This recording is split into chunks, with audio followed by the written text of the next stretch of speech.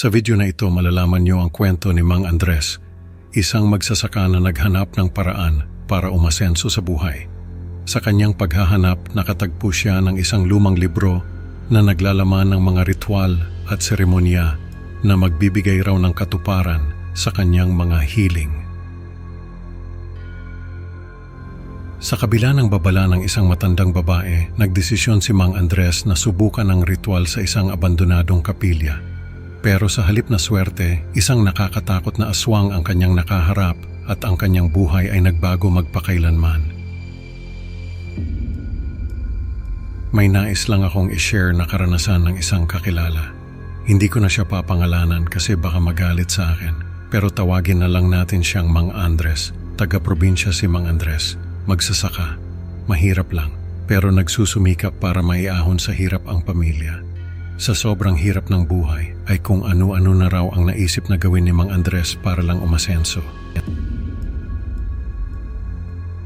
Nung minsang mapadpad siya sa bayan ay may nakita siyang lumang libro sa isang ukay-ukay. Binili niya ito at binasa.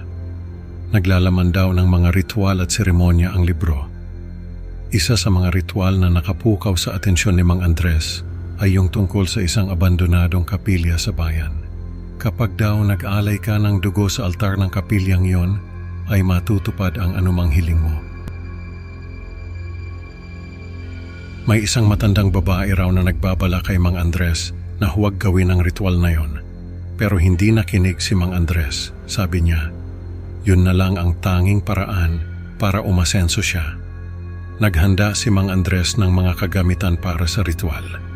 Kailangan daw ay may mga halamang gamot siya na itatali sa katawan para hindi siya malapitan ng mga aswang. May mga kandila rin na may mga nakasulat na dasal sa katawan. Ang pinakamahalaga sa lahat ay yung dugo na iaalay niya. Kailangan ay dugo ng isang inosente. Hindi naman daw nagnakaw ng dugo si Mang Andres. Basta may ginawa lang siya para makakuha ng dugo. Sa gabi ng ritual ay pumunta si Mang Andres sa abandonadong kapilya. Naglagay siya ng mga kandila sa altar at sinindihan ang mga ito. Pinatakan niya ng dugo ang altar tapos ay lumuhod at nagdasal. Habang nagdarasal ay may lumitaw na nilalang sa harapan niya. Akala raw ni Mang Andres ay ang anghel na tagapag-alaga niya na ang lumitaw. Pero hindi pala, isa raw itong aswang. Sabi raw ng aswang ay siya ang magiging hapunan nito. Natakot si Mang Andres. Naalala niya yung mga kwento ng matandang babae tungkol sa aswang. Ang sabi raw kasi nito ay kapag nag-alay ka ng dugo sa altar ay may lalabas na aswang. Kapag hindi mo raw ito napalayas ay ikaw ang magiging pagkain niya. Pero kapag napalayas mo ito ay matutupad ang anumang hiling mo. Sa takot ni Mang Andres ay kung ano-ano raw ang naisip niya. Naalala niya yung mga kwento ng mga matatanda tungkol sa aswang. Kumuha siya ng asin, abo at suka. Hinalo niya ang mga ito at saka ibinato sa aswang. Napasigaw daw yung aswang at saka tumakbo palabas ng kapilya.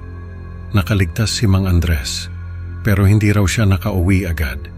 Nung gabing yon ay may mga napaslang na tao sa bayan. Dahil daw yon sa aswang na pinakawalan ni Mang Andres. Sa takot ay hindi na raw umuwi ng bahay si Mang Andres. Nung sumunod na araw ay pinuntahan niya yung matandang babae. Pinayuhan siya nito na sa susunod ay makinig na siya sa mga babala. Nung araw na yon ay si Mang Andres na ang naging bagong matandang babae na nagbabahagi ng mga kwento at babala sa mga tao. Ang kwento ni Mang Andres ay nagpapaalala sa atin na hindi lahat ng bagay ay dapat subukan, lalo na kung may babala na. Salamat sa pakikinig, mga ka-creepy. Huwag kalimutang mag-like at subscribe para sa mas marami pang nakakatakot na kwento. Excited na akong makita kayo sa susunod na upload. Hanggang sa muli at tandaan minsan ang mga babala ay hindi dapat balewalain.